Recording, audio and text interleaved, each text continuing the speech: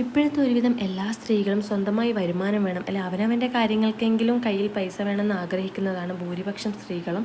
അപ്പോൾ എന്നോട് തന്നെ എൻ്റെ ഒരുവിധം ഫ്രണ്ട്സൊക്കെ ചോദിക്കാറുണ്ട്, എന്തെങ്കിലും വർക്ക് ചെയ്താലോ അല്ലെങ്കിൽ ക്രാഫ്റ്റിംഗ് ചെയ്താലോ എന്താണ് അഭിപ്രായം അങ്ങനെയെന്നൊക്കെ ചോദിക്കാറുണ്ട്.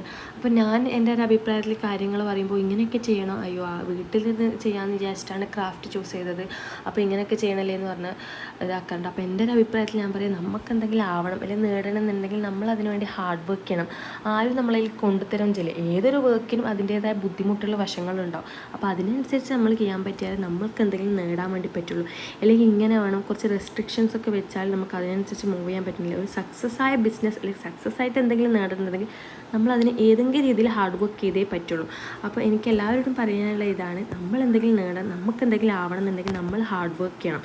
അല്ലാതെ ഒന്നും നേടാൻ വേണ്ടി പറ്റില്ല. അപ്പോൾ എൻ്റെ ഒരു വീഡിയോ ഇത്രയുള്ളൂ. ഇഷ്ടപ്പെട്ട എൻ്റെ ചാനൽ ഒന്ന് സബ്സ്ക്രൈബ് ചെയ്യുക, അതുപോലെ തന്നെ ലൈക്ക് ചെയ്യാനും പരിഗണിക്കുക.